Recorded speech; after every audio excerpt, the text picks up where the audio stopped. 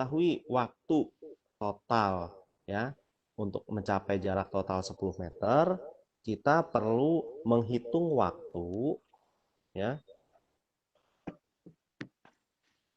Kita perlu menghitung waktu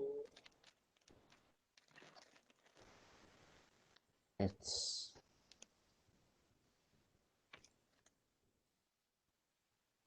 10 dikurangi 4 ya. Berarti kita perlu menghitung waktu ketika jarak tempuh dari benda itu adalah 6 meter.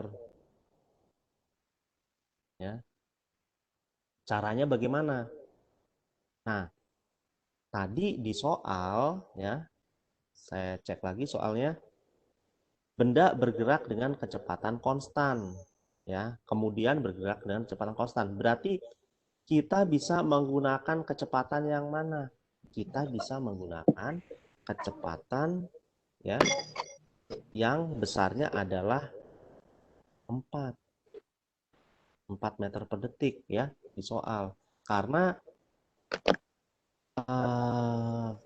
setelah 2 detik dari keadaan diam ya, benda mencapai kelajuan atau kecepatan 4 meter per detik.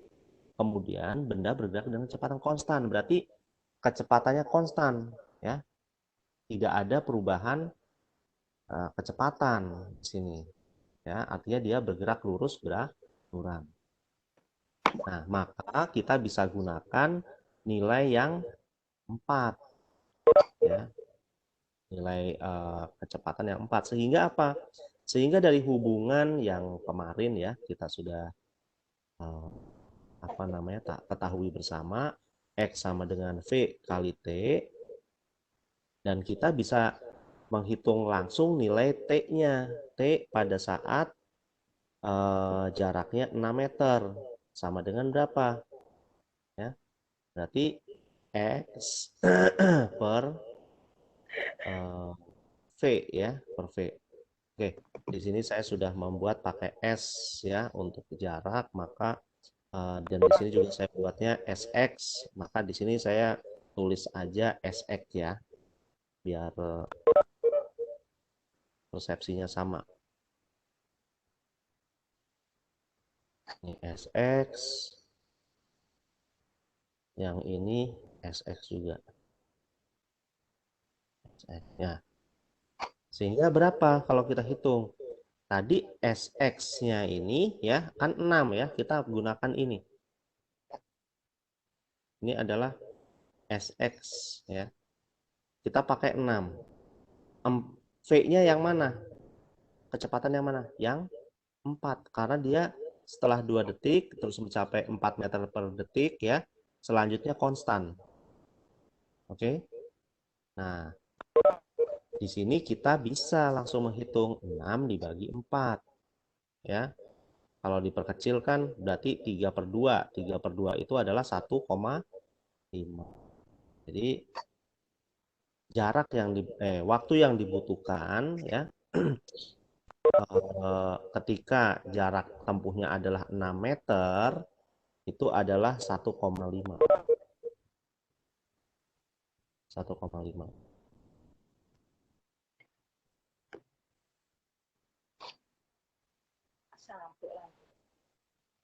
Oke. Sebentar.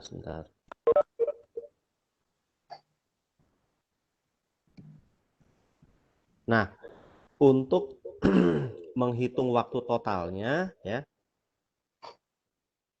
ini saya sambil belajar menggunakan whiteboardnya Webex ya, karena baru pertama nyoba. Oke, kembali ke sini. Untuk mengetahui waktu total yang dibutuhkan ya, sehingga si benda tersebut mencapai jarak 10 meter ya, kita tinggal jumlahkan aja ya. T ketika menempuh jarak 4 meter ditambah T ketika menempuh jarak 6 meter. Berapa yang T menempuh jarak 4 meter? 2 ya, ada di soal kan. Ya, yang hitung kita pertama tadi ya. Ada di soal juga ya. Lalu waktu yang dibutuhkan untuk menempuh 6 meter yaitu 1,5. Oke. Tinggal dijumlahkan saja. 2 ditambah 2 ditambah 1,5 sama dengan 3,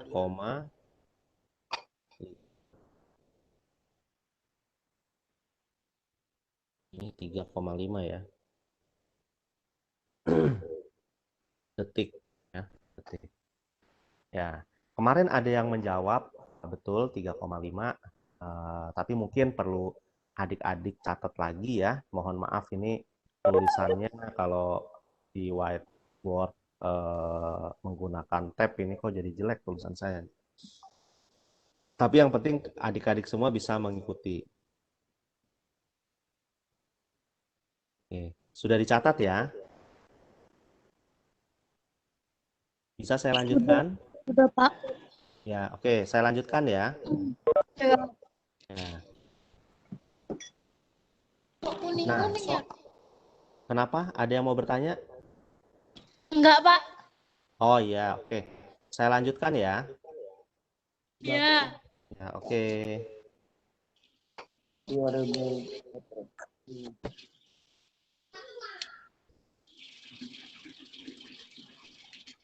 Jadi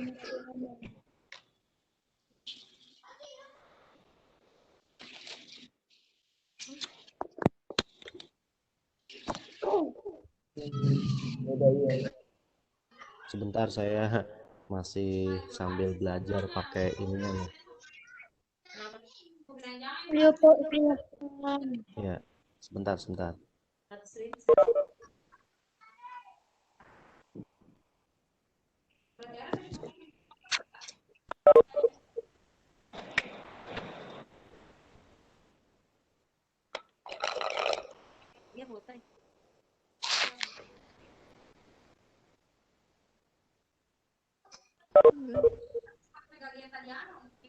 Ya, lanjutkan lagi ya. Soal yang ketiga ya. Kemarin bentuknya adalah ada kurva ya atau grafik ya. Saya gambarkan grafiknya. Ini ada koordinat X sama Y. X sama Y ya. Di sini merepresentasikan gerak dari suatu benda dari A ke B. Ini adalah posisi A, yang ini posisi B. Ya, di sini ada di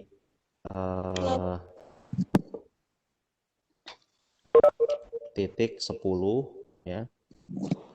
Di sini titiknya adalah 3 ya. Dan ini titik yang bagian sini adalah min 5. Ini mohon maaf skalanya saya abaikan ya karena saya kesulitan kalau menggunakan gadget ini ya. Nah, oke. Terus dari kita lihat soal yang A dulu ya.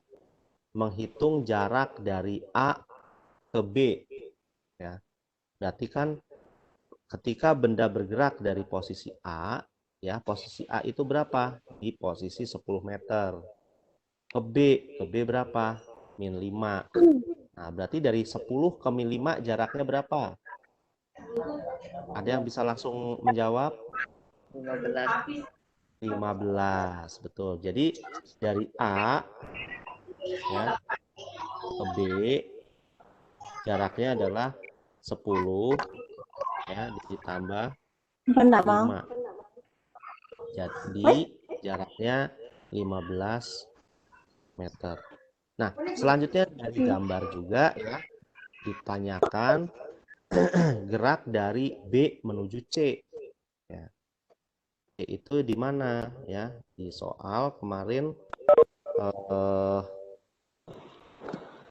B ke C itu adalah dari sini ke sini ya. Ini C. C-nya berapa? Yaitu di sini min 5 juga. Sehingga dari 3 ke min 5 jaraknya berapa? Ada yang bisa jawab?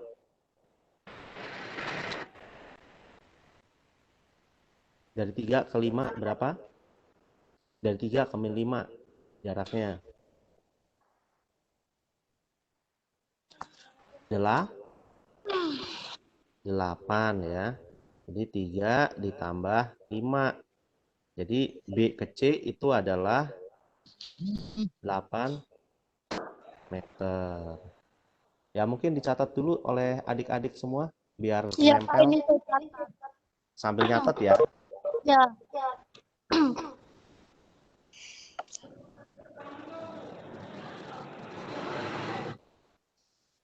Oke, sudah nyatetnya? Sudah. Sudah. Kalau gitu saya lanjutkan ya. Sudah, Pak, Bu. Ya. Oke, saya lanjutkan. Nah, pertanyaan yang B, perpindahan dari A ke C. Ya, kalau tadi jarak, ya, yang ditanyakan sekarang perpindahan. Berarti apa? Nah, dari A ke C ke sini. Dari A ke C, perpindahan yang ditanyakan. Nah, maka caranya bagaimana? Nah, ini menggunakan prinsip Pitagoras, ya. Dari A ke C, perpindahannya adalah kalau misalkan ini A ke C ya, kita asumsikan R, tapi atau kita bisa tulis AC aja lah ya, karena ini Pitagoras maka kita bisa hitung aja langsung. AC kuadrat ya, menggunakan prinsip Pitagoras akan sama dengan AB kuadrat ditambah BC kuadrat ya, sehingga perpindahan dari A ke C itu bisa kita hitung dengan menggunakan persamaan Pitagoras. Ya, ya.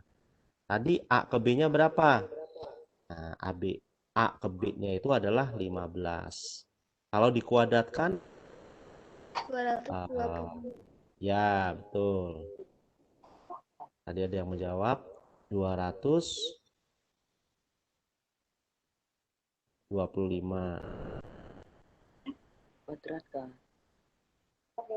BC-nya berapa? 8. 8 dikuadratkan berapa? 64. 64 ya. Ketutupan ya. Saya pindahkan ke bagian atas saja.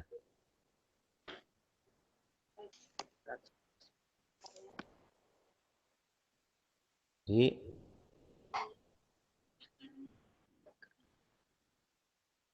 AC saya tulis ulang aja ya. Akar 225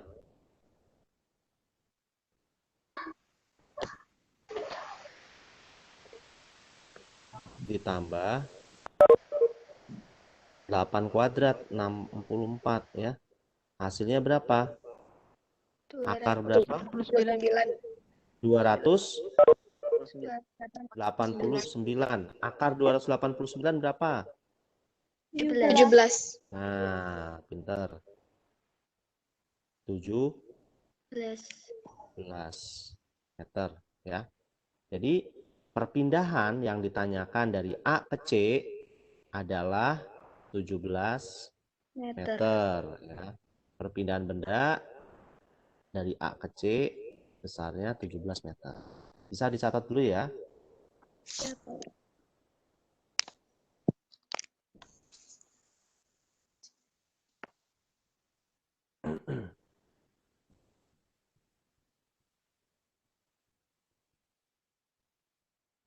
Udah dicatat?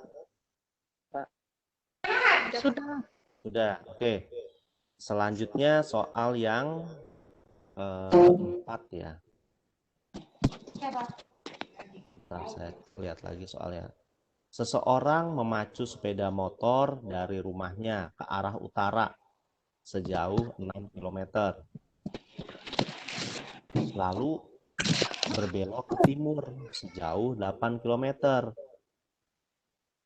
Posisi orang tersebut dari rumahnya setelah melakukan perjalanan tersebut adalah, ya berarti yang ditanyakan adalah posisi orangnya ya. Nah, kita perlu buat gambar dulu ya. Sebentar saya hapus lagi.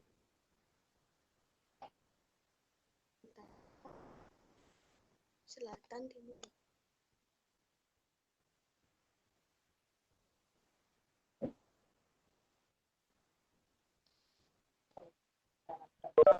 Saya hapus dulu ya.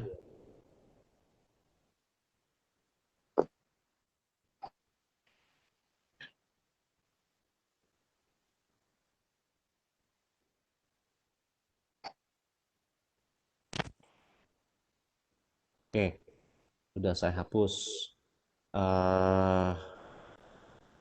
Kalau kita ingat ya, kemarin saya memberikan strategi bahwa ketika kita mengerjakan soal-soal IPA ya, khususnya fisika, kita perlu membuat visualisasinya ya, disesuaikan dengan soal ya.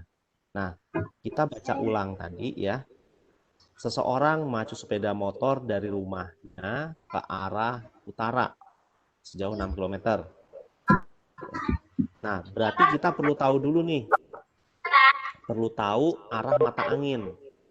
Nah, mungkin adik-adik semua sudah belajar ya dari Bapak Ibu guru di sekolah. Ketika kita menentukan arah mata angin, ya, yang paling utama kita perlu tahu adalah arah utara. Ya, arah utara itu kalau kita tulis di papan tulis atau di buku gitu ya, arahnya ke atas ya. Ini arah utara. Nah, patokannya adalah sebut ya. Berarti utara ke atas, berarti yang bagian bawah adalah S gitu ya. Pokoknya ikuti saja dengan arah putaran jarum jam, sebut ya. B U ini T. Oke. Ketika kita sudah mengetahui salah satu arah ya, yang biasanya sih kalau saya patokannya arah utara saja ya, karena nanti S-nya udah pasti di bawah, B-nya itu sebelah kiri dan T-nya sebelah kanan ya, ya otomatis gitu. Jadi untuk singkatnya kita cukup membuat arah itu adalah arah utara saja. Nah, ketika sudah memahami ini, kita lanjutkan ya ke soal dan ilustrasikan soalnya. Sepeda motor bergerak ke arah utara. Kita gambarkan sekarang. Nah, kalau kalian ya adik-adik itu mengerjakan soal uraian atau isian di soal olimpiade begitu, kemampuan menggambar juga sangat penting ya, dan perlu diperhatikan menggambar itu juga ada skalanya. Misal di sini ke arah utara sejauh 6 km ya. Lalu bergerak ke arah timur sejauh 8 km ya, dari utara ke timur ke sini. Nah, antara 6 sama 8 itu karena panjang 8, maka tanda panah atau garis panahnya harus lebih panjang 8. Jangan sampai misal ya adik-adik membuat 6 km dengan 8 km, lebih pendek 8 km ya. Gambarnya jangan seperti itu. Jadi harus sesuai dengan angkanya besar mana. Nah, setelah kita sudah menulis ini ya 6 sama 8, yang ditanyakan adalah posisi orang tersebut dari rumahnya setelah melakukan perjalanan. Ya, kalau ditanya posisi ya,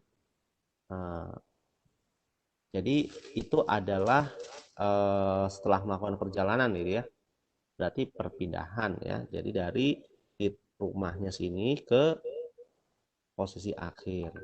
Nah, ini juga tinggal menggunakan persamaan Pitagoras. 8 kuadrat ditambah 6 kuadrat. Hasilnya adalah 10 meter ya. Jadi perpindahan motor itu sejauh 10 meter. Nah, kalau dilihat dari arah mata angin, kan tadi saya sudah menggambarkan seperti ini ya. Seperti ini. Maka kalau miring begini arahnya apa gitu ya. Jadi kita perlu hafal ya. Berarti kalau tanda ini artinya timur laut ya kalau tidak salah ya kan. Selatan apa namanya? Selatan, barat, utara ya. Kalau antara selatan sama barat itu apa? Ada yang ingat tidak? Barat daya. Ya, barat daya. Berarti kalau di antara utara sama timur apa? Oh, apa tuh? Timur laut. Nah, timur laut. Ya, berarti adik-adik sudah paham semua. Ya, berarti ini adalah perpindahannya dari rumah menuju posisi akhir 10 kilometer ke arah timur laut ya. Ini timur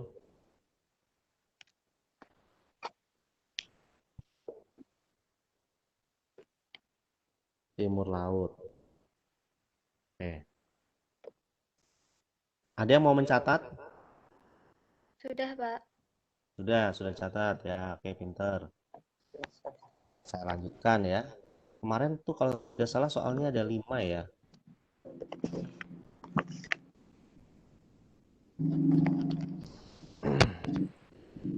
Saya hapus dulu ya. Karena di sini tidak ada fitur halaman ya.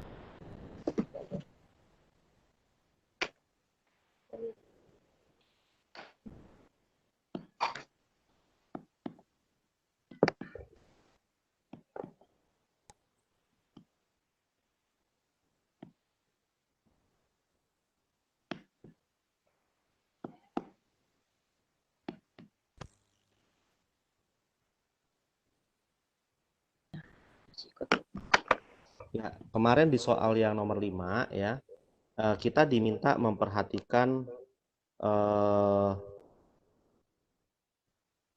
apa namanya grafik juga ya, memperhatikan gambar ya.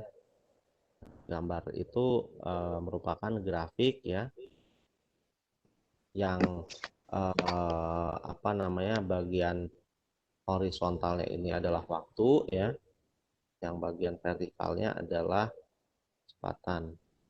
Ya. Di sini kurang lebih saya gambar ini aja ya, gambarnya kasar aja nggak bisa halus. Di sini adalah 80 ya, di sini adalah 40, di sini adalah 20. Nah, untuk di sini ada waktu yaitu 2 dan yang mencapai 80 ini waktunya adalah 4 detik terus sampai di kelajuan yang konstan di sini 5 detik ya. Nah, yang ditanyakan adalah tentukan jarak yang ditempuh selama 4 ya. Berarti jarak yang ditempuh selama 4 detik adalah 40. sampai sini.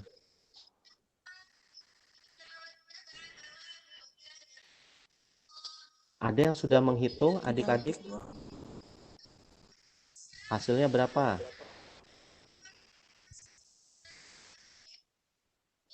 Nah, ini caranya ya.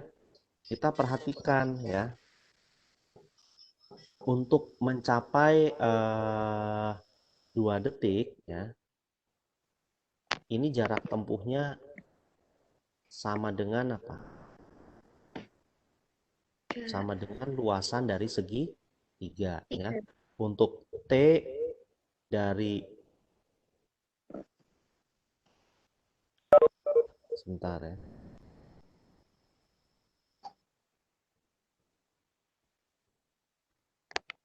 T sama dengan 0 ke T sama dengan 2 ya. Ini luasan segitiga ya. Nah, luas segitiga bagaimana menghitungnya? Luas segitiga adalah setengah alas kali tinggi. Tinggi. Ya. Nah, di sini kita lihat ya. Di bagian alas itu adalah waktu ya, berarti setengah kali 2 tingginya berapa? Di sini kan jaraknya ya 40 berarti di titik ini berapa? 60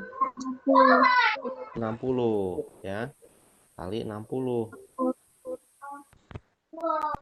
Nah, ini 1, maka luas segitiga adalah 60 apa Sentimeter. satuannya? Ah, 60 meter ya. 60 meter karena kan jarak ya.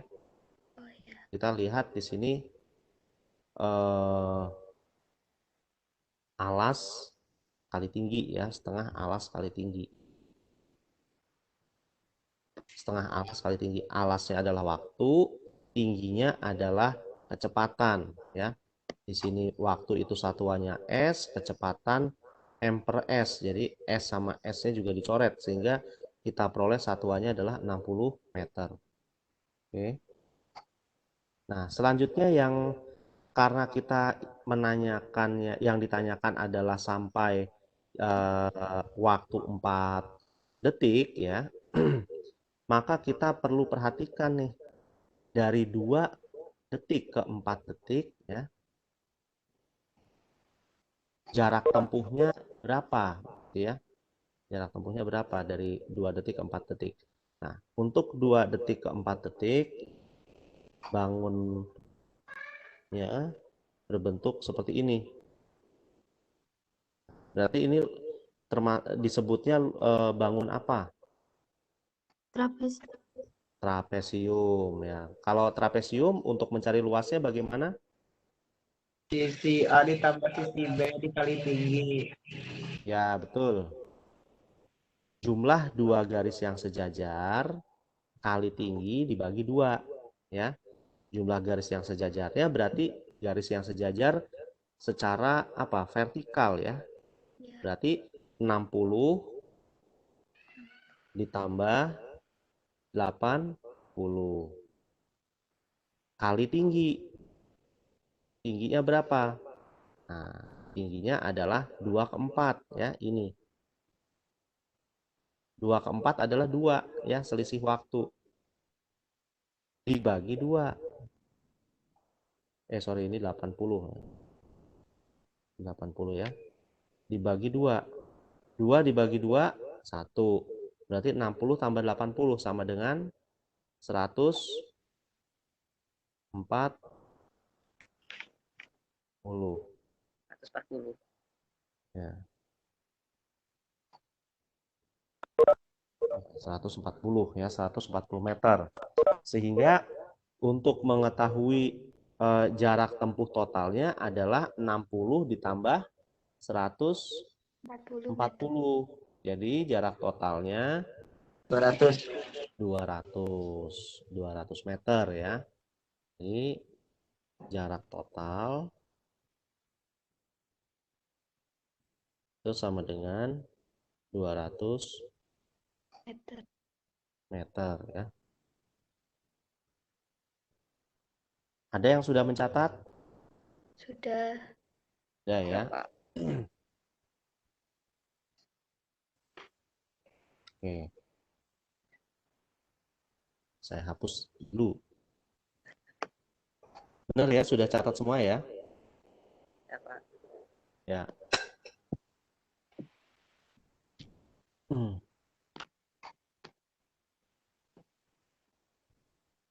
Ya, saya hapus.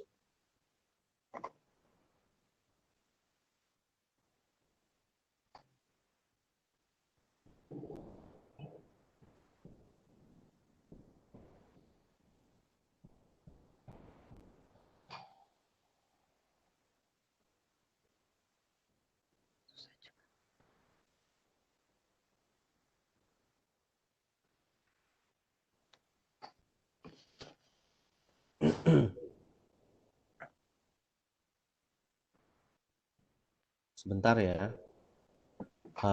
Saya ingin menjelaskan tentang konsep yang kemarin ya, ada persamaan tentang kinematika.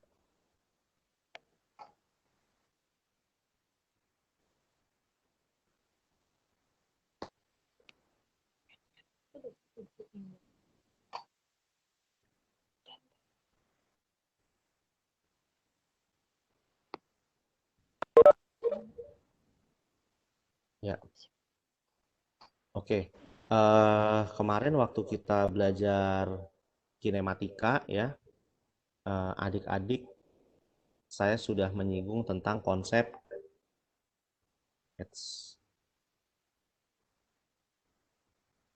gerak lurus beraturan ya. Nah, sebagai catatan ya, untuk gerak lurus beraturan ini ya, artinya apa? Gerak lurus beraturan, kecepatannya konstan ya, atau tetap.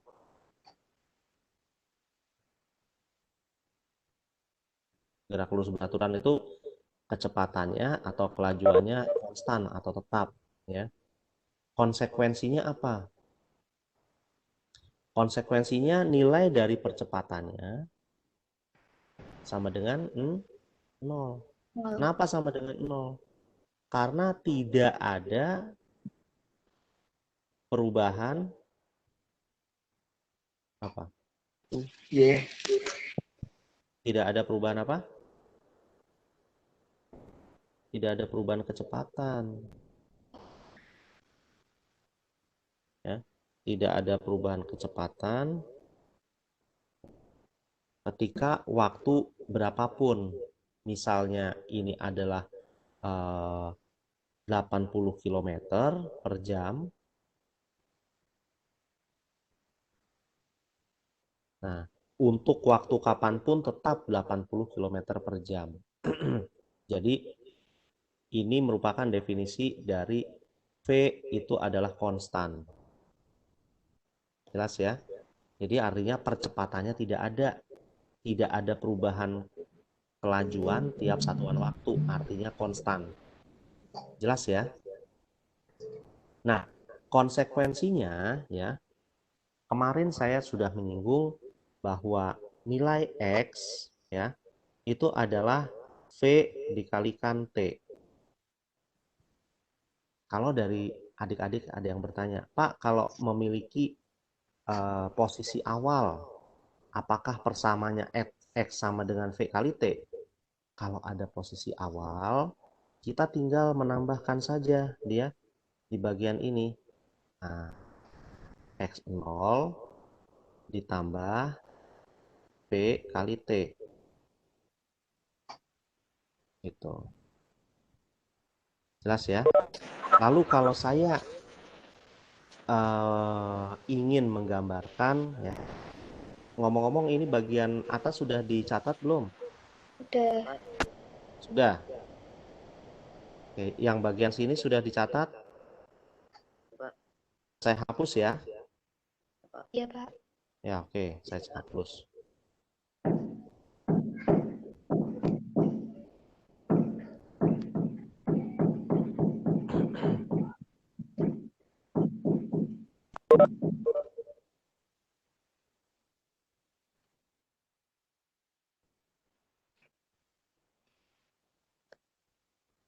Oke.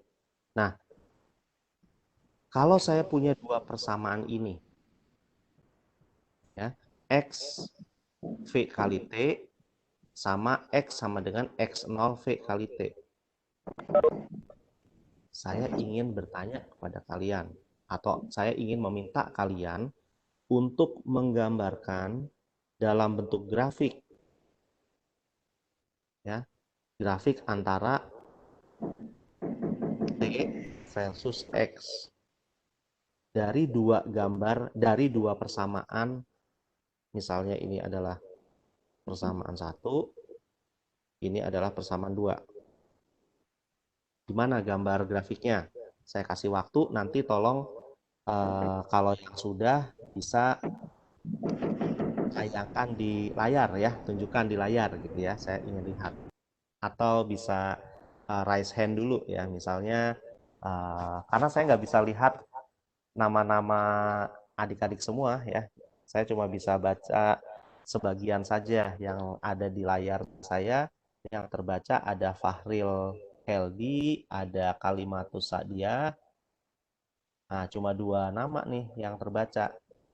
Nanti kalian bisa langsung apa misalnya ya, Pak, saya Pak, namanya ini. Nah, jadi biar bisa ditunjukkan di video, saya ingin tahu grafiknya seperti apa kira-kira. Oke, saya kasih waktu 5 menit ya. Pak, mohon maaf, mau Ya, ya Bu. ini untuk suaranya bisa agak keras sedikit karena di sini kami mendengar Bapak suaranya pelan.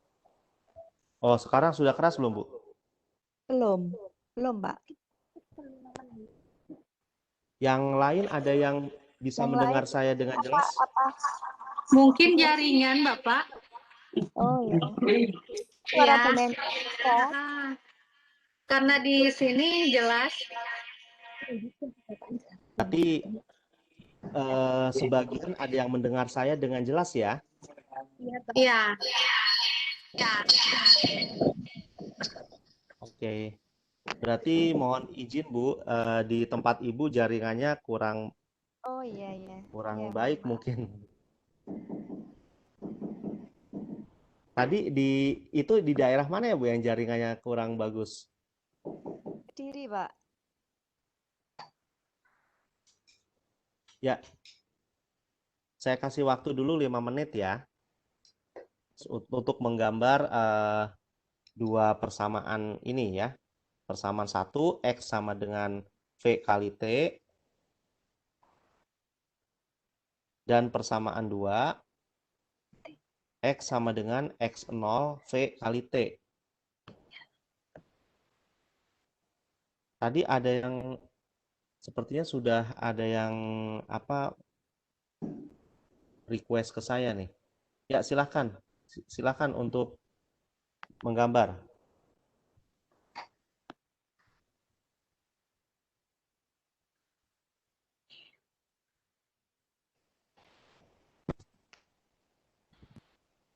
Siapa? Ada yang sudah?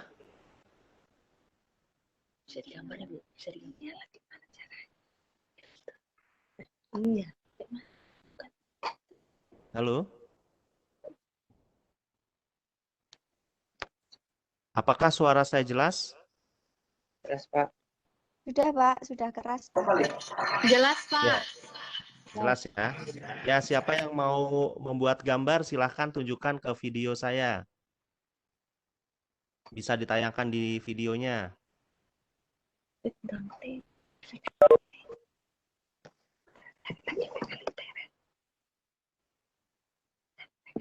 Boleh, bebas ya. Jangan malu-malu. Siapa? Ada?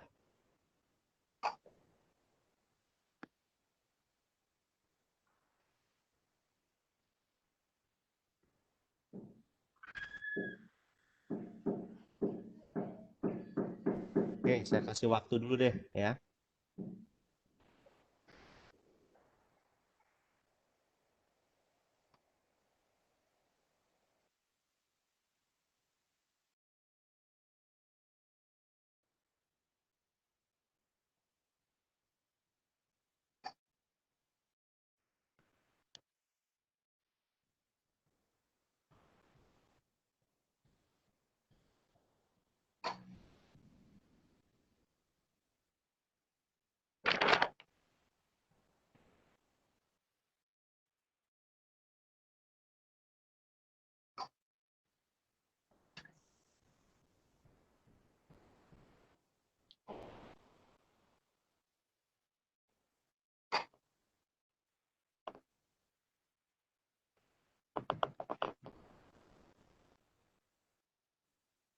Oke, saya Oh ya, silakan Alif.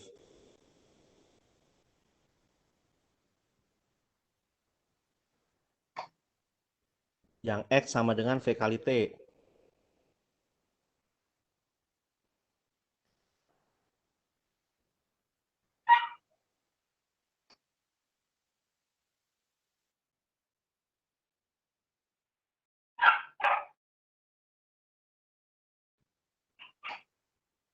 Ya, gambar berikutnya sekaligus dua aja ya, Alif ya. Apa tadi Alif atau Fahril ya? Fahril ya yang gambar ya? Alif, Pak. Oh, Alif. Ya, silakan Alif gambar lagi. Coba yang satunya yang X0 ditambah V kali T.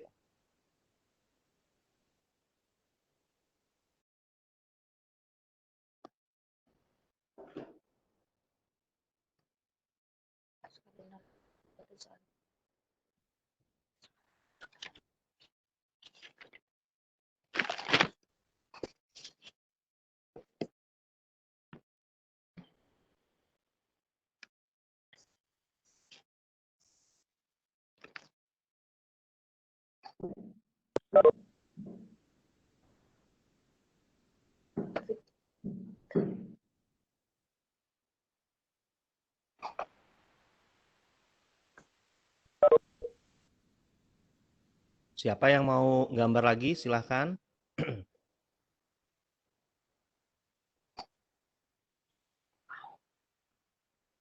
Suara saya jelas ya, Bapak Ibu ya, adik-adik semua?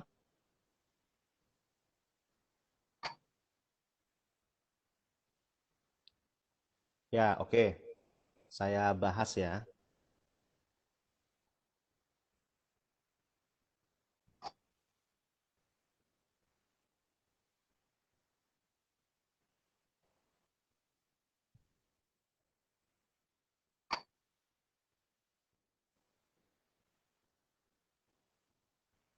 Tadi di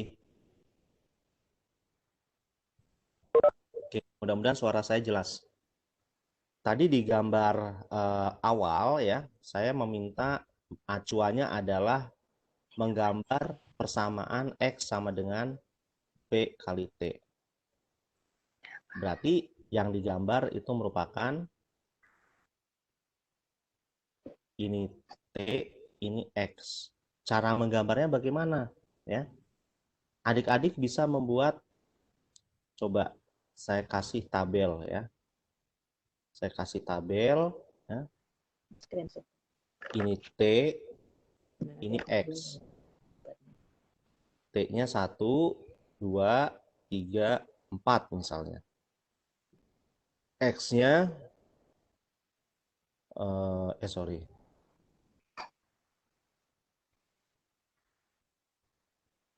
T-nya dari 0, X-nya sama dengan 0 ya. Ketika T-nya 1, X-nya sama dengan 2 ya. Ketika T-nya sama dengan 2, X-nya 4 ya. Ketika T-nya sama dengan 3, X-nya 6. Coba adik-adik plot ya ke dalam atau buat grafik acuannya sesuai dengan tabel yang saya buat ini. Ya, coba digambar dulu supaya lebih paham. Gambarnya di kertas ya, saran saya, atau di buku. Nanti dari buku itu misalnya adik-adik bisa tayangkan di video, jadi saya bisa lihat. Misalnya ini yang kelihatan di layar saya ya, di laptop saya itu ada Fahril sama Halimatus Sa'diah. Nah, Fahril menyalakan video lalu menayangkan, ini Pak gambar saya gitu. Saya Fahril mau menayangkan video gitu. Ini gambar saya Pak gitu. Sehingga saya bisa melihat apa yang adik-adik semua kerjakan di kertasnya begitu ya. Ya, saya kasih waktu coba 5 menit. Cuman dibuat gambarnya aja kan, Pak? Iya, gambar mengacu kepada tabel yang saya tayangkan di whiteboard ini ya. Gambarnya gimana? Ya, digambar ya. Nanti tunjukkan ke saya via video. Ini dua.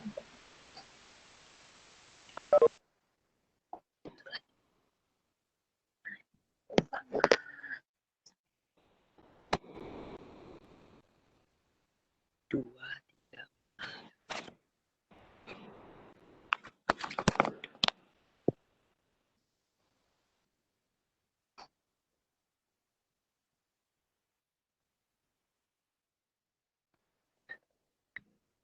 Seperti itu, Kak, Pak.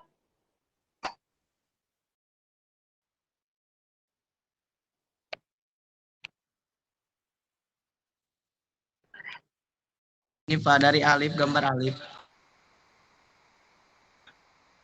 Nol. Ini nol. Nol ini satu di sini nol.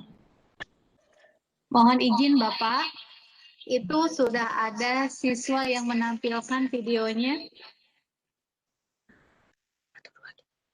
Oh iya Bu, sudah terlihat. Oke, dari Alif sama Hilma Ya. ya tadi. Ya, Alif sama Hilma. Nah, cuma saya tidak melihat Alif sama Hilma itu membuat skalanya. Kan tadi di soal saya tulis X-nya T-nya sama dengan 0, X-nya 0. T-nya 1, X-nya 2, ya. Jadi saya mau lihat coba cara menggambarnya udah bener belum? Ini kali ini. Ini. Ya, ini siapa ini yang sudah menayangkan? Lala ya. Ya. Lala, Lala Nurul. dan Nurul Adilati ya. Iya, Nurul Adiyati. Oke. Ya, untuk kalau Alif ini harus ada garis hubungnya, Alif ya, dibuat lagi yang rapi. Untuk Lala sudah oke. Untuk Nurul Adilati di sini perlu dibetulkan penulisan skalanya ya. Ya. Oke. Tapi overall udah oke lah, udah menunjukkan bahwa antara waktu dengan posisi itu harus linier ya. Oke. Oke, cukup. Terima kasih sudah nayangkan videonya. Semuanya sudah betul, tinggal merapikan skalanya saja ya. Nah, sehingga di sini saya mau menjelaskan bahwa sebentar, saya tayangkan lagi whiteboardnya. Kan namanya Pak.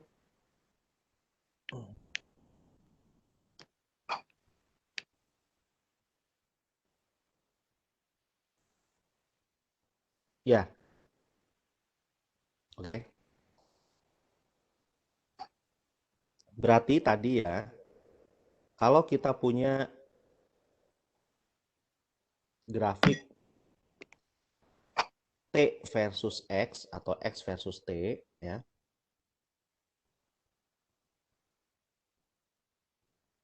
Kurang lebih seperti ini ya.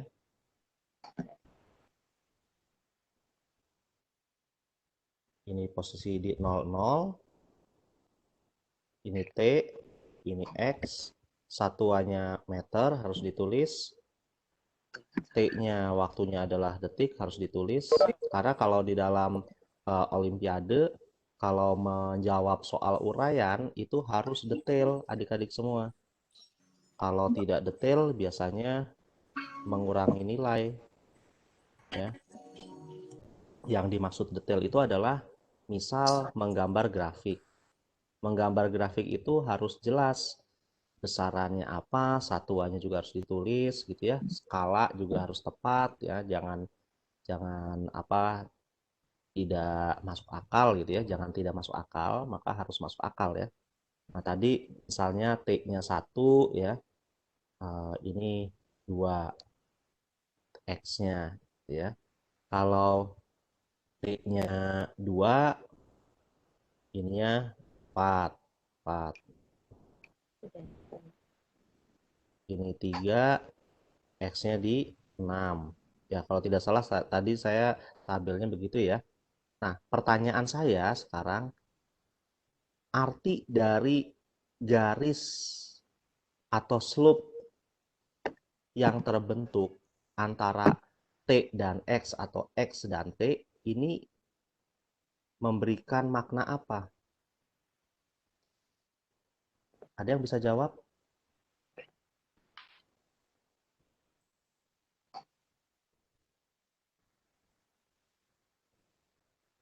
Maknanya apa?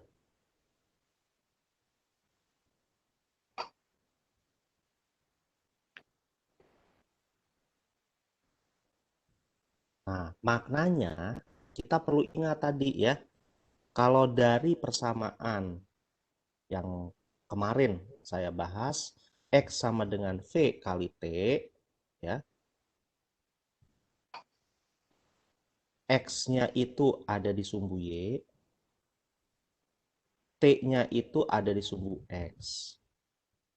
Y-nya itu adalah, kalau dalam matematika, itu disebut atau disimbolkan dengan M. M itu apa? Pertanyaannya, ini adalah kemiringan.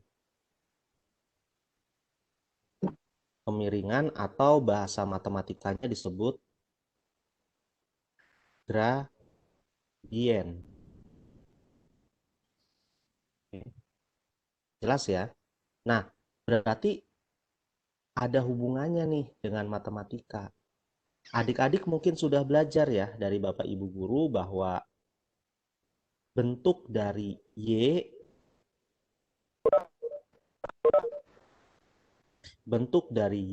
sama dengan M kali X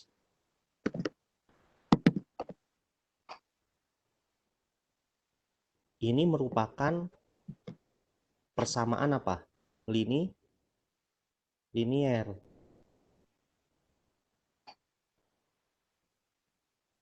Linier ya. Maka X sama dengan V kali T ya, ini juga harus berbentuk linier. Artinya apa? Ya ini seperti ini sudah benar. Sehingga slope atau kemiringan ini ya, memberikan makna ya, ini adalah kecepatan atau kelajuan dari suatu benda yang direpresentasikan oleh persamaan X sama dengan V kali T. Jelas ya adik-adik semua ya, Bapak Ibu? Ya, ini merupakan grafik linier dan slope ini yang dibentuk oleh X sama T itu merupakan V atau kecepatan. Tuh. Ini sudah dicatat adik-adik semua? Sudah Pak. Sudah ya, bisa saya hapus ya. Nanti Bapak silakan aja ke Bapak ya. Kalau gelombang 1 dari jam setengah 8 sampai jam 10 belajarnya. Tapi nanti kan 7.20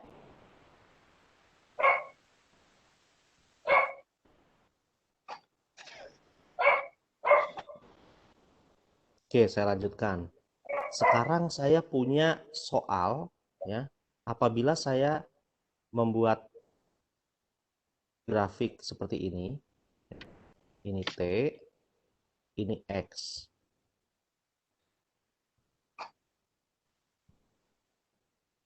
A, B, C. Coba. Sudah bisa dilihat gambarnya? Grafik ini apakah sudah bisa dilihat oleh adik-adik semua?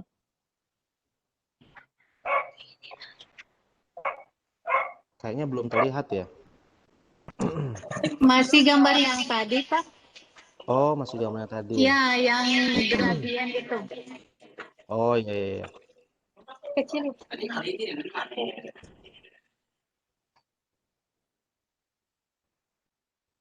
Oke, saya buka lagi deh.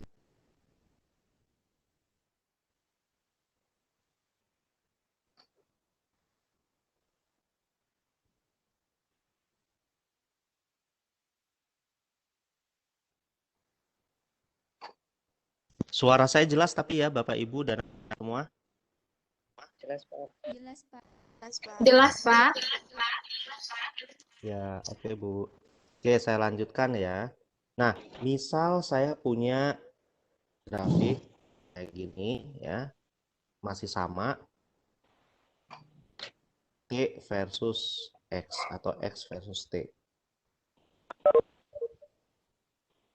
Bentuknya begini ya. Ini titik 0, ada A, B, C. Nah, coba saya minta adik-adik semua mengurutkan dari benda yang memiliki kelajuan terbesar ke kecil. Urutan benda yang memiliki kelajuan dari besar ke kecil. Urutannya seperti apa? A, B, C.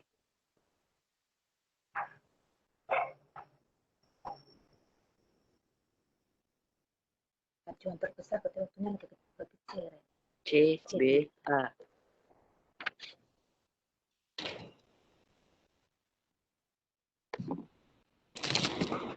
CBA ya. Kenapa CBA? Kenapa bukan ABC? Daya waktu dayanya lebih besar. Waktunya kecil. Waktunya kecil, jaraknya lebih besar. Ya, ya betul ya. Jadi secara prinsip ya, adik-adik sudah tinggal ambil saja di waktu yang misalnya T1. T1, terus tarik garis lurus ke atas ya. Tarik garis lurus ya, terus diproyeksikan ke masing-masing posisi di sumbu Y atau sumbu yang posisi ya. Di T1 kita lihat A itu untuk waktu yang T1 menempuh jarak X1 ya. Untuk B itu X2, T1. Di T1 untuk C itu X3. Kita lihat, kita bandingkan X1, X2, X3 tinggi mana? Besar mana? Besar yang X3. Artinya apa? Artinya ya, di waktu yang katakanlah kecil gitu ya, benda C sudah menempuh jarak lebih jauh, diikuti benda B lalu benda A, sehingga urutan kelajuan dari besar ke kecil adalah VC lalu VB dan VA. Nah, begitu ya adik-adik semua ya. Nah, sekarang saya kasih soal nih. Saya kasih soal coba ya. Saya kasih soal lagi sebelum masuk ke dinamika. Nanti saya nyinggung dinamikanya berarti di waktu yang sempit. Nah, mudah-mudahan nanti sama Bu Nenden dibuat acara yang serupa ini. Learning camp-nya. Kalau cuma 2 kali kurang ya, Bu. Siap-siap aja, Pak. Kami undang Oh, lagi. mudah-mudahan waktunya cocok ya, Bu. Iya. Ya, sekarang saya mau coba buat soal ya, adik-adik. Misalnya saya punya, sebentar, mikir dulu sedikit. Ya, oke.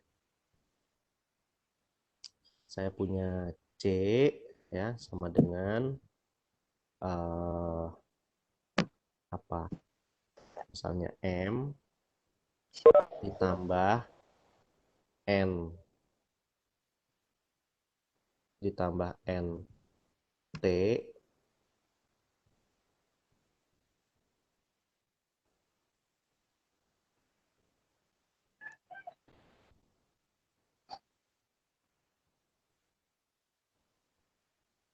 ditambah NT ditambah P T kuadrat.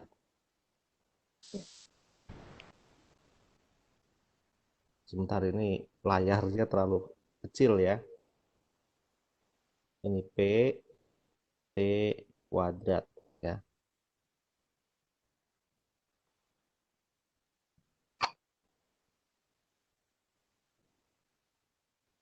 Terbaca ya adik-adik semua ya. C sama dengan M sama dengan ditambah NT ditambah PT kuadrat. Ya. Nah, apabila satuan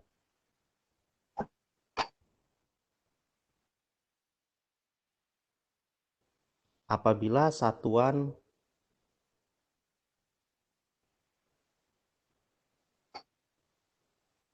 satuan C sama dengan M itu adalah meter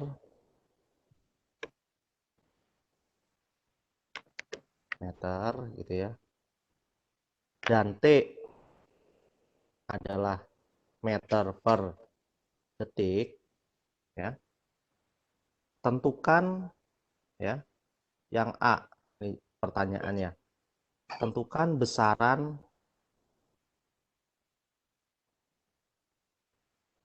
dari N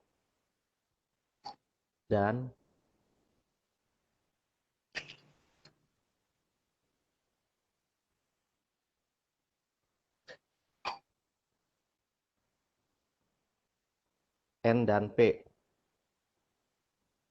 Yang B soalnya tentukan satuan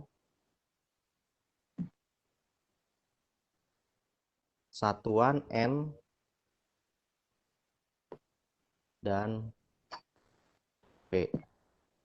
Ya, saya kasih waktu 5 menit, coba terbaca ya, meskipun tulisannya jelek karena tulisannya versi nulis di layar ini. Nulisnya pakai jari ya, bukan pakai apa namanya? Bukan pakai pensil digital gitu.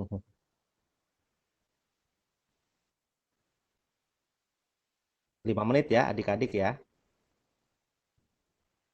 Mungkin kalau yang ini disebutkan aja ya disebutkan aja nanti uh, tunjukkan tangan atau raise hand misalnya ini yang terlihat lagi oleh saya hanya Fahril ya.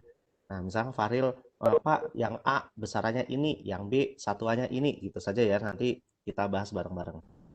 Tapi adik-adik semua di apa namanya dihitung dulu ya, ditulis dulu.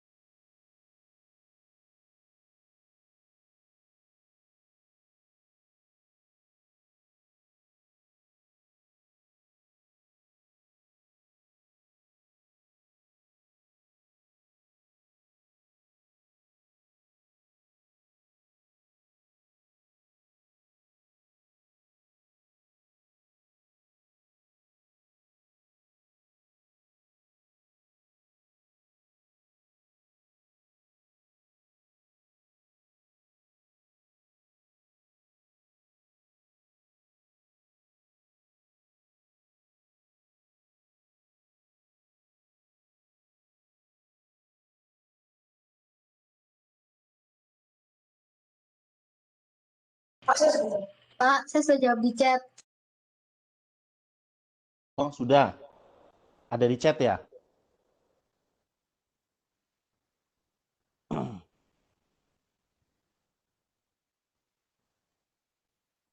S yang sudah bisa?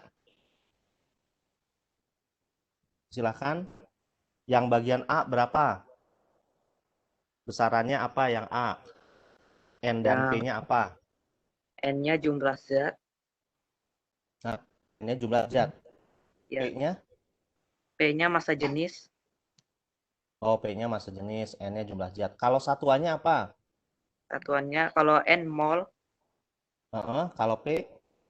kilogram per meter kubik, Kilogram per meter kubik. Ya, yang lain ada nggak yang bisa jawab?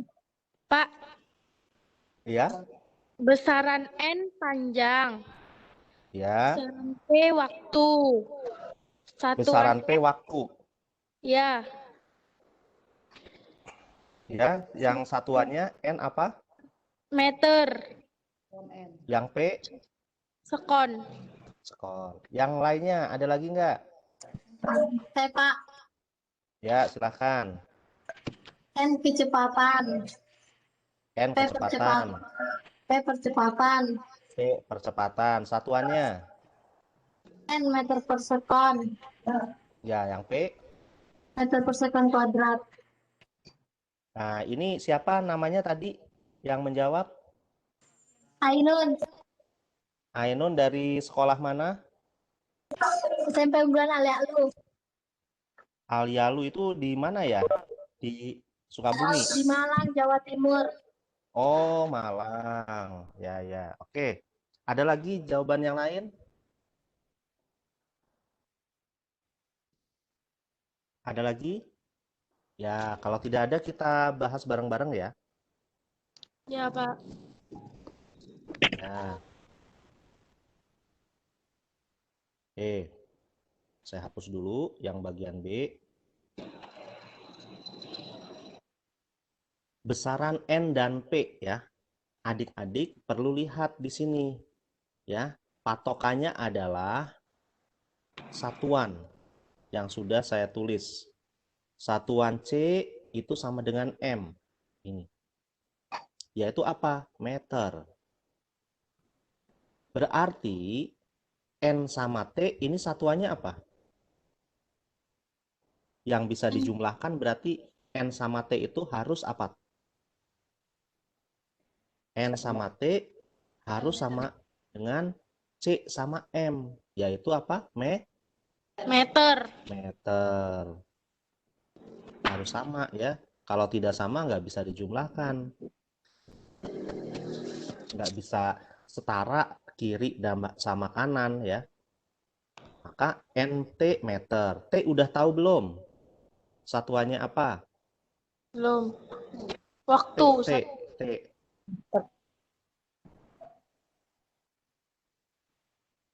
Oh, ini saya salah nulis ya tadi ya. Yang ini T itu adalah detik ya. Maaf Pak, mau diralat. Ya, maaf. Ya, sehingga N ini ya N ya. T-nya itu adalah S ya. Sekon. Detik ya. Ini sekon ya atau detik.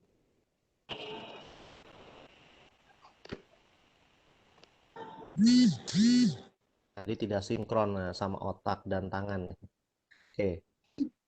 Berarti N itu ya, berarti ini N dikalikan detik ya. Ini meter. Sehingga apa? N sama dengan meter per detik ya. N-nya itu adalah meter per detik. Meter per detik ini adalah satuan dari besaran apa? Meter per detik itu satuan dari besaran apa? Apa? Kecepatan. Cepat. Kecepatan atau kelajuan. Sehingga N itu bukan jumlah mol ya, tapi adalah kelajuan. Kelajuan. Ya. Ya, tadi Ainun ya. Ainun betul ya, Ainun. Nah, selanjutnya yang PT kuadrat. Ini saya hapus ya. Udah dicatat sama adik-adik semua? Udah. Ya, oke. Saya hapus ya.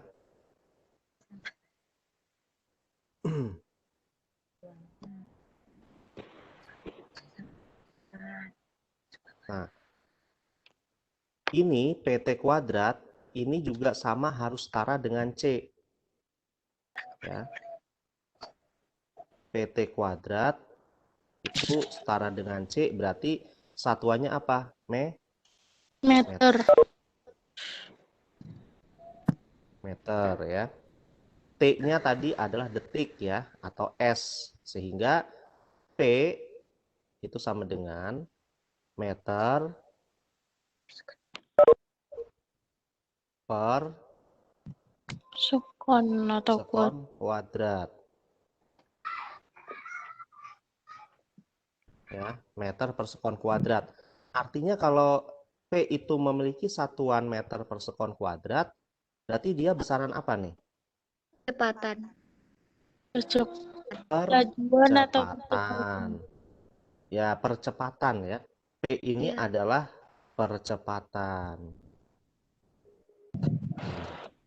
Jelas ya adik-adik semua ya? Jelas, Pak. Ya. Ini saya hapus sekarang. Udah dicatat belum? Sudah. Sudah.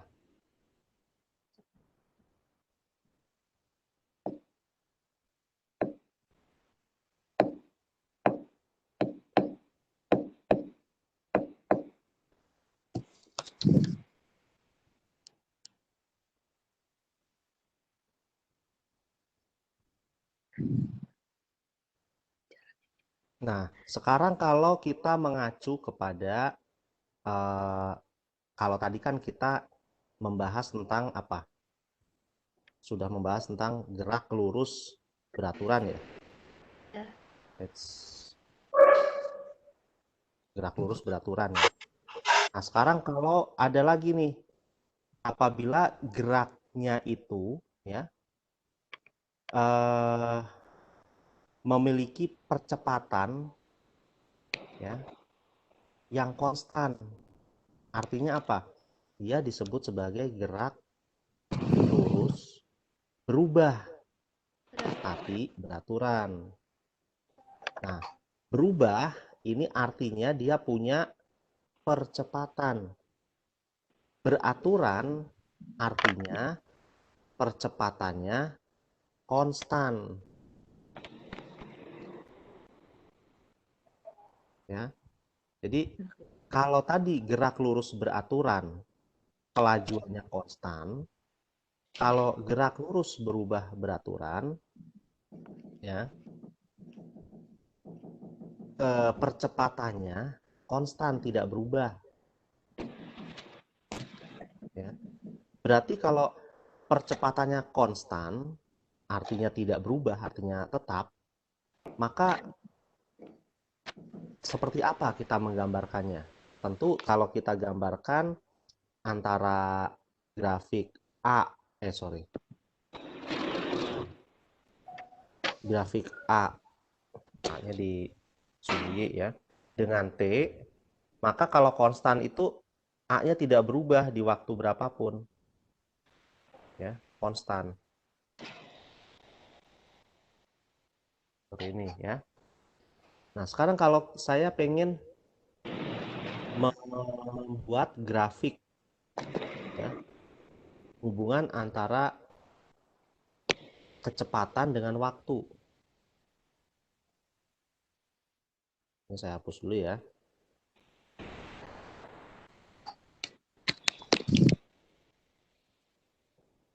Di pertemuan kemarin, saya sudah membahas bahwa A itu kan sama dengan V per T ya. Masih ingat kan waktu saya menyampaikan ketika posisi mula-mula ya. Dan kelajuannya 0 gitu ya. Nah, itu adalah V per T. Di sini ya, kita bisa modifikasi. Kalau kita ingin menghitung V, maka bentuk persamaannya itu menjadi A kali T. Jelas ya? Menjadi V sama dengan A kali T. Kalau dia punya kelajuan mula-mula, maka persamaan V sama dengan A kali T ini berubah. Berubah menjadi apa? Ada V mula-mula yang saya tulis sebagai V0 ditambah A Bu. kali T. Jelas ya? Nah, ini adalah persamaan untuk gerak lurus berubah beraturan. Ya, berubah. Nah, ada A. Beraturan. A-nya tuh konstan. Patokannya itu ya, adik-adik semua ya. Nah, pokoknya kalau ada A, itu berubah. Beraturan itu artinya konstan beraturannya. Ya. Nah, sekarang kalau saya visualisasikan menggunakan grafik, ya.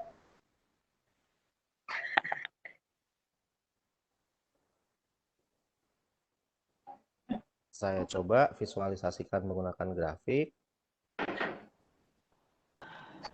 T atau V versus T. Kecepatan versus waktu ya.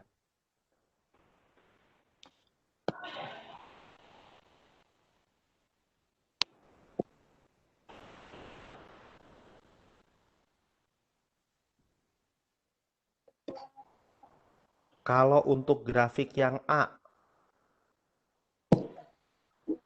persamaannya seperti apa? Ada yang bisa menjawab?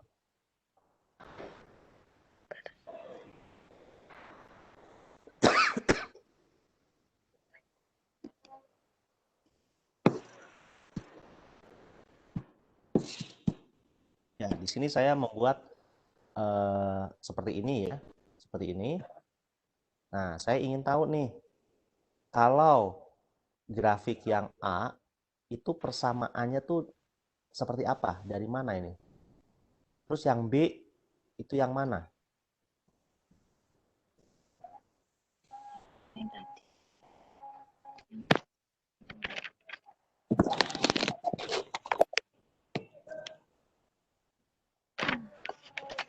Ya, di bawah saya sudah membuat ya, ada dua persamaan ya.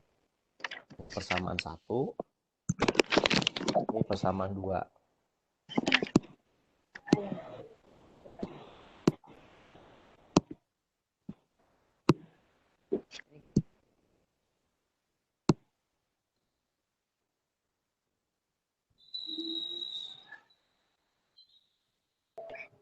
Ya, yang A persamaan 1 atau persamaan 2?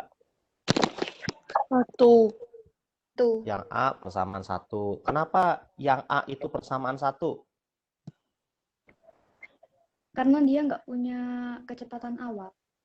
Ya, betul. Karena dia tidak punya kecepatan awal sehingga semuanya ya dimulai dari posisi 0. Nah, sekarang yang B itu persamaan 1 atau persamaan 2? Persamaan 2. Persamaan 2. Ya, berarti artinya apa? Yang B ini dia punya Awal. kecepatan mula. Ya. Nah, saya punya pertanyaan lagi nih. Antara grafik A sama B ini ya, antara A sama B ini percepatannya besar mana ya? A sama B.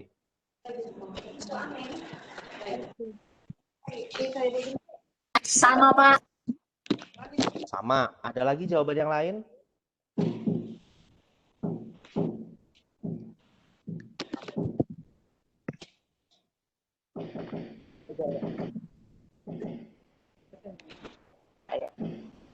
Ada jawaban yang lain tidak? Besar yang B atau besar yang A? Atau sama?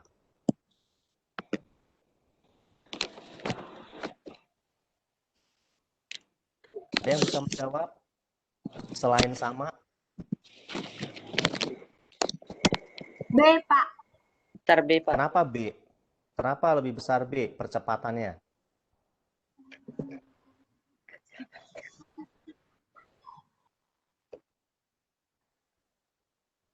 Nah, kalau yang sama, kenapa sama? Tadi siapa yang jawab sama? Karena kemiringannya sama. Siapa tadi yang jawab sama? Ainun ya? Ya.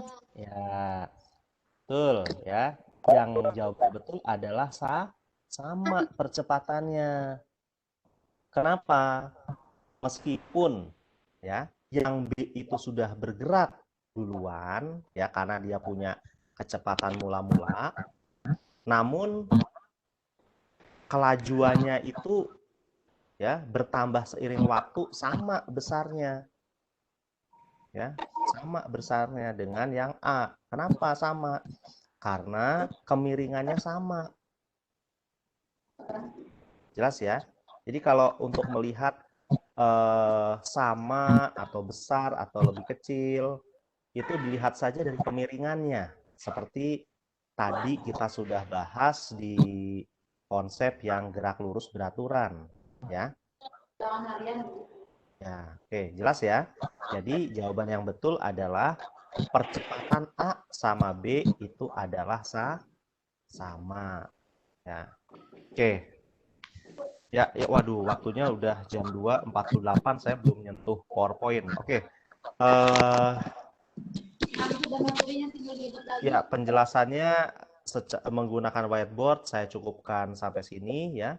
Nanti kita lanjutkan dalam kesempatan. Selanjutnya saya mau share ya menggunakan laptop saya PowerPoint untuk menjelaskan tentang hukum Newton ya, gerak yang disebabkan oleh adanya gaya. Oke, saya akhiri yang whiteboard ini.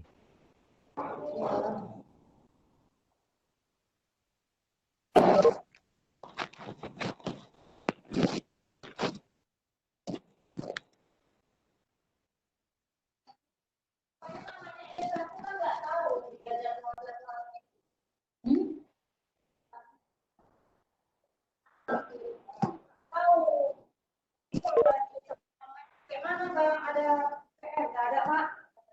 Gak ada, Mak. Gak ada, Mak aja. Pokok kan begitu kalau sama aku depan mata. Pokok emaknya.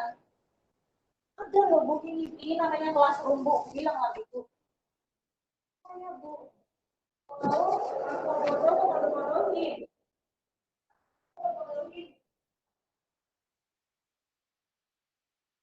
Ya, adik-adik, Bapak Ibu semua, jelas ya PowerPoint yang sudah saya tayangkan? Jelas, Pak. Ya, oke, saya mulai ya. Meskipun tinggal 10 menit lagi, tapi nggak apa-apa, nanti saya akan kirim ke Ibu Nenden ya untuk di-share kepada peserta. Siap, Pak. Ya, ini sudah saya siapkan tadi malam. Ya, hari ini kita akan sedikit ya mengulas atau membahas tentang gaya dan hukum gerak Newton ya. Nah, seperti adik-adik semua sudah belajar ya dari Bapak Ibu guru ya bahwa definisi dari gaya itu apa ya. Kalau adik-adik misalnya pergi ke Indomaret atau Alfamart ya, di pintu itu ada tulisan tuh, ada push, ada pull, ya kan? Kalau tidak di push atau tidak di pull, maka pintunya tetap tertutup, ya kan? Jadi supaya pintu itu bisa terbuka, ya, maka harus di push atau di pull gitu, harus didorong atau ditarik. Berarti gaya itu apa, gitu ya? Kalau pintu itu diam tidak terbuka, maka berarti tidak ada dorongan atau tarikan, ya kan? Sehingga apa? Definisi dari gaya itu ya sudah dipahami betul oleh Indomaret sama Alfamart, ditulis di pintu push atau pull gitu. Jadi mereka paham fisika gitu ya adik-adik semua ya. Jadi definisi dari gaya adalah tarikan atau dorongan ya. Nah, di sini ya ada yang disebut dengan istilah apa namanya? Kontak ya, gaya kontak. Jadi gaya itu bisa menyebabkan benda itu bergerak, itu harus muncul kontak secara fisik ya. Kalau tidak ada kontak ya, itu tidak bisa ya. Contoh misalnya saya mau masuk Indomaret, memerintahkan pintunya, pintu terbuka, nggak mungkin terbuka gitu. Tapi kalau ada yang adik-adik ada yang pernah main ke hotel, Pak, saya waktu itu main ke hotel ini, main ke gedung ini, ada pintu kaca membuka sendiri. Itu berarti tidak ada kontak ya, Pak? Oh, itu ada sebenarnya kontak. Kontak ya, yang berasal dari adanya sensor. Nah, itu udah makomnya lebih tinggi lagi tuh ya, belajar fisikanya lebih tinggi lagi nanti. Nah, tetap ada kontak ya. Jadi itu menggunakan sensor, ada sensor yang namanya sensor jarak ya, pakai sinar inframerah gitu. Nah, kurang lebihnya seperti itu. Oke, saya lanjut ya.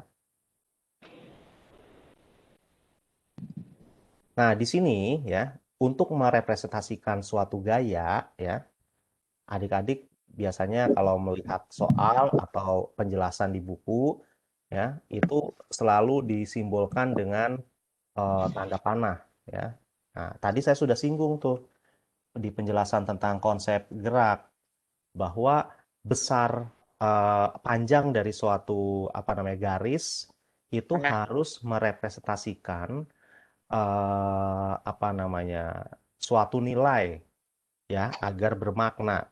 Contoh di sini kalau di dalam gaya antara 5 Newton sama 15 Newton kita bandingkan ya. 15 Newton itu memiliki nilai gaya yang lebih besar. Maka ya adik-adik kalau misalkan mengerjakan soal ya apa namanya membuat ilustrasi kalau 15 Newton berarti panjang garisnya harus lebih panjang ya. Garisnya harus memiliki panjang yang lebih daripada yang 5 Newton. Jangan sampai terbalik. Ketika nulis 5 Newton garisnya pendek, ketika nulis 15 Newton garisnya pendek, ketika nulis 5 Newton garisnya panjang. Ya, meskipun nanti menghitungnya benar, namun nanti juri akan mikir adik-adik apa namanya? Kalian ini sebenarnya paham atau tidak konsepnya, paham atau tidak makna dari besar dari suatu gaya gitu loh. Ya, jelas ya adik-adik semua. Oke, saya lanjutkan. Nah, terus ya, kalau kita contoh tadi ya, bicara tentang gaya. Gaya berarti supaya benda itu bergerak, itu harus ada kontak. Nah, benda, ketika kita bicara benda, maka kita selalu ingat bahwa benda itu punya massa, ya kan? Lalu ada pertanyaan, sebenarnya massa itu apa sih sebenarnya gitu? Sesungguhnya tuh massa itu apa gitu ya? Nah, ternyata massa itu adalah ukuran ya dari jumlah partikel yang ada di dalam suatu benda tersebut ya. Contoh misalnya benda yang lebih besar itu selalu massanya lebih besar dibandingkan benda yang kecil. Kenapa? Karena jumlah partikelnya itu lebih banyak ya. Nah, partikel itu apa ya? Ya mungkin adik-adik udah pernah belajar ya waktu masih SD di bagian benda dan wujudnya ya kalau nggak salah. Nah, ketika kita bicara konsep partikel berarti merupakan suatu apa namanya benda terkecil ya, benda yang terkecil. Nah, jadi gambarannya gini, kalau ada suatu benda yang besar, kalau dihancurkan itu memiliki bubuk atau serbuk atau powder atau partikel yang lebih banyak dibandingkan benda yang ukurannya lebih kecil ya, gitu. Ya oke, itu adalah massa. Nah, lalu ya, di sini saya akan memperkenalkan konsep gerak dari hukum Newton ya. Nah, di sini ada hukum Newton pertama. Nah, definisinya begini, hukum Newton yang pertama. Adik-adik bisa baca di PPT saya ya. Nah, tapi saya menjelaskannya nggak pakai bahasa Inggris, pakai bahasa Indonesia nih ya. Nah, benda yang berada pada keadaan diam ya akan memiliki kecenderungan untuk tetap diam ya, atau apabila benda tersebut bergerak ya dengan kecepatan yang konstan ya, maka dia akan cenderung terus bergerak dengan kecepatan konstan kecuali ada faktor dari luar yang mempengaruhinya ya, kecuali gitu loh. Nah, artinya apa? Artinya di sini ya, jumlah gaya yang bekerja itu sama dengan 0 ya. Nah, untuk benda diam atau benda tetap memiliki kecenderungan untuk bergerak lurus dengan kelajuan tetap itu akan cenderung seperti itu kecuali ada gaya atau ada sesuatu yang mempengaruhinya ya. Nah, berarti artinya apa? Jumlah total gaya ya pada benda yang diam atau bergerak dan kelajuan konstan tersebut sama dengan 0 ya. Ya, kurang lebih seperti itu. Nah, kalau kita bicara sekarang tentang jumlah gaya dari suatu benda ya yang dimiliki oleh suatu benda. Misal ya, kita mengambil apa namanya permisalan ada suatu benda ya yang ditarik dengan gaya 10 Newton ke arah kanan dan yang ke arah kiri ditarik dengan gaya 4 Newton. Maka jumlah gayanya berapa? Ya. Net force-nya artinya resultan gaya yang bekerja itu selisihnya antara 10 sama 4. Ya, selisihnya tuh arahnya ke kiri atau ke kanan. Nah, adik-adik pun lihat 10 Newton ini ya arahnya ke kanan. 10 Newton ini lebih besar dari yang 4 Newton ke kiri. Sehingga apa? Selisihnya masih dimiliki sisanya dari 10 Newton ini. Maka 6 Newton itu adalah ke arah kanan. Ya. Itu definisi jumlah gaya. Ya.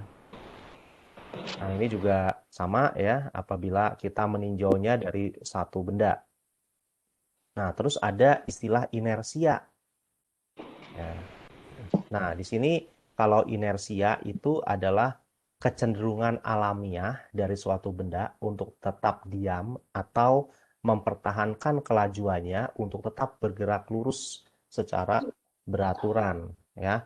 Maka ya ketika kita misal sedang berada di dalam kendaraan ya, tiba-tiba kendaraan itu ngerem, kita seolah-olah terdorong ke depan. Kenapa? Karena itu disebabkan oleh kecenderungan tubuh kita untuk tetap diam dan mempertahankan untuk tetap bergerak. Ya, bergerak mengikuti kendaraan itu gitu ya. Terus seolah-olah juga ketika kita naik kendaraan itu apa namanya seperti berbelok gitu ya, kita seolah-olah akan terlempar gitu ya.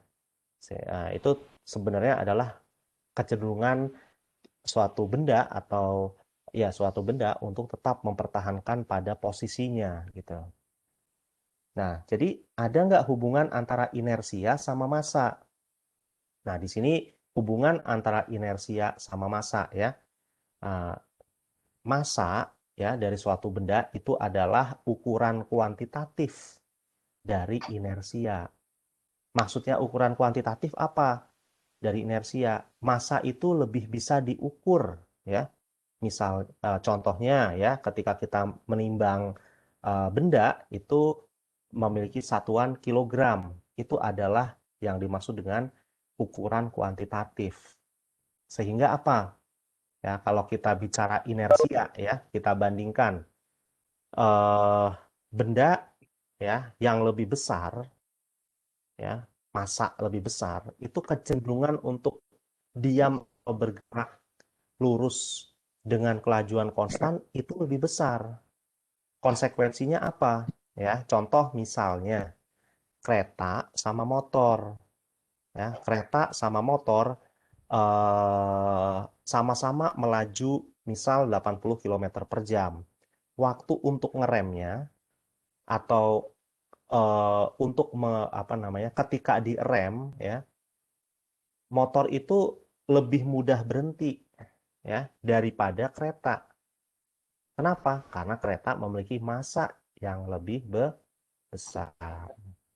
Tuh. Ya, oke ya, adik-adik semua. Nah, satuan dari massa ya, menurut aturan sistem internasional itu adalah kilogram. Jadi kilogram ini adalah satuan SI untuk massa.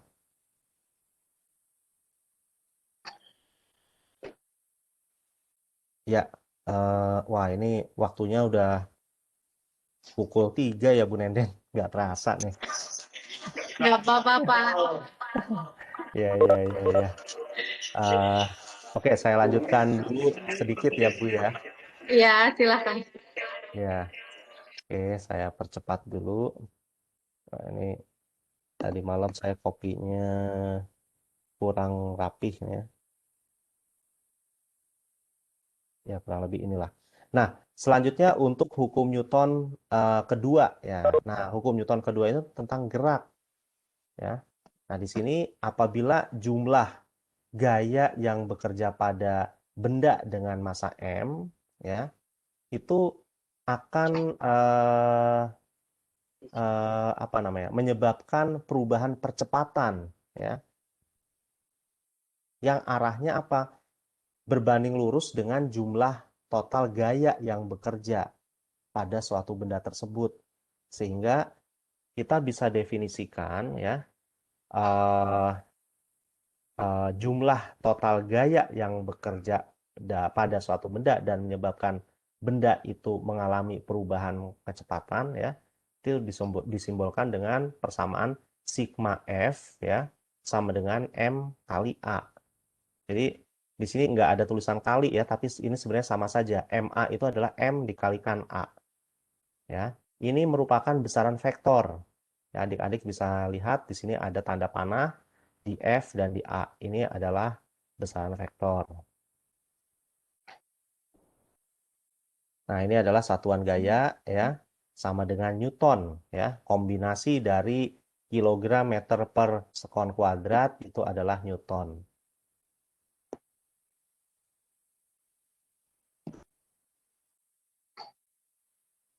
Ya, ini adalah contoh ya bagaimana kita merepresentasikan suatu benda ya yang ada gaya bekerja pada benda tersebut ya. Seperti yang tadi dan kemarin saya jelaskan, ketika kita memahami atau membaca soal, perlu kita gambarkan ilustrasinya dengan benar. Karena ketika kita sudah mampu mengilustrasikan apa yang kita baca dengan benar, insya Allah sudah sudah membantu kita menjawab kurang lebih 50% dari soal ya, kalau ilustrasinya sudah benar. Karena kalau ilustrasi sudah benar, maka kita menghitungnya pun harusnya lebih tepat ya. Nah, ini ada contoh apabila massa dari mobil itu adalah 1850 kg ya. Ya, dan ada gaya yang bekerja 110 Newton seperti ini. Berapa percepatannya? Ya, percepatannya tinggal dibagi saja jumlah total gaya yang bekerja pada mobil ya ketika mobil itu mogok itu adalah sebesar 110 Newton dibagi massa mobil 1850 kg. Jadi percepatannya adalah 0,059. Ya, ini ya. Apabila kita ingin memproyeksikan ya, gaya-gaya yang bekerja pada sumbu X dan sumbu Y ya. Kapan ini bekerja ya? Kita misalkan ya, kita perhatikan di gambar ini. Nah, di sini ada perahu atau getek atau rakit ya, Ya, ada rakit ya. Ini bergerak ke arah untuk menyeberangi sungai gitu ya. Nah, supaya tepat bisa nyebrang di titik yang sama, maka harus diarahkan pada arah tertentu terhadap arah aliran sungainya begitu.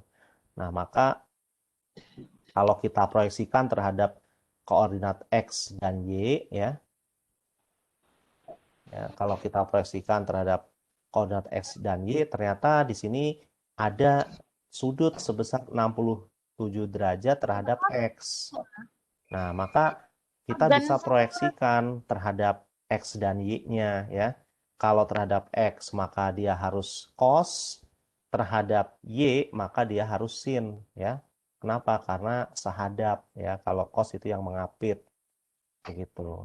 Nah, dari sini kita akan bisa hitung ya untuk melihat berapa jarak dari si rakit itu menyeberangi sungai. Ya, kurang lebihnya seperti itu ya. Mungkin cukup dari saya, Bu Nenden. Takut ada ya keperluan lain, adik-adik dan Bapak Ibu semua. Nanti catatan ini atau PPT yang sudah saya buat ini akan saya kirim ke Ibu Nenden supaya bisa dipelajari oleh adik-adik semua dan Bapak Ibu pembimbingnya. Terima kasih dari saya. Wassalamualaikum warahmatullahi wabarakatuh. Mohon maaf ini Bu, lewat saya nggak enak. Terima kasih, Pak. Iya, Bu. Waalaikumsalam warahmatullahi wabarakatuh. Terima kasih, Pak. Iya, Terima kasih, Pak. iya Bu.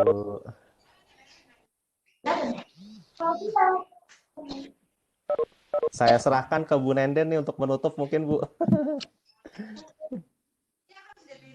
Terima kasih ya Bapak Ibu. Mohon maaf kalau ada kekurangan dari saya.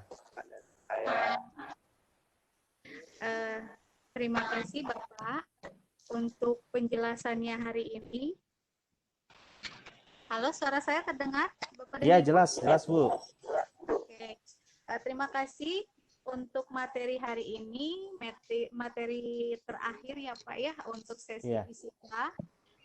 Kemudian mungkin mohon berkenan Pak yang soal yang ada di pretest juga dengan jawabannya mungkin Pak, seperti kemarin juga saya meminta pada Bapak Ade Suryanda. Iya, saya tunggu mungkin ya Pak ya. Oh iya. Ya, yang pretest kemarin itu ya Pak. Oh, belum dikoreksi atau gimana Bu? Udah sih, udah dikoreksi Pak. Iya. Kemarin itu dari rekan-rekan ada yang memintanya bagaimana katanya kalau yang pretest itu minta pembahasannya juga dari Bapak. Oh Begitu. gitu. Iya. Iya. Untuk selanjutnya mungkin Pak ada beberapa pengumuman juga ini pada peserta dulu sebentar ya Pak ya. Iya. Mohon diisi data peserta KSM yang part 1 yang saya bagikan tadi pagi. Itu untuk mengecek jumlah total peserta kita di part 1 dan untuk berlanjut di part kedua.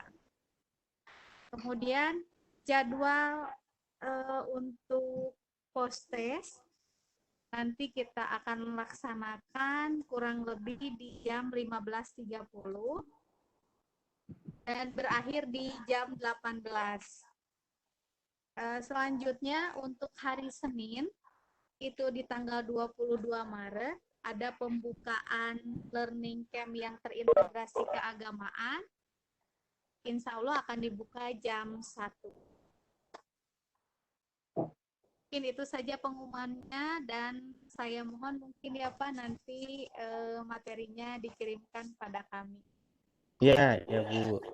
Nanti saya kirim ke Ibu ya, ke Bu Nenden ya. Ya Pak. Terima kasih untuk semuanya dan juga perhatiannya. Billahi taufiq wal hidayah. Assalamualaikum warahmatullahi wabarakatuh. Waalaikumsalam warahmatullahi wabarakatuh. Saya izin live ya Bapak Ibu. Terima kasih Pak. Sama-sama Bu. Saya izin live. Assalamualaikum. Assalamualaikum.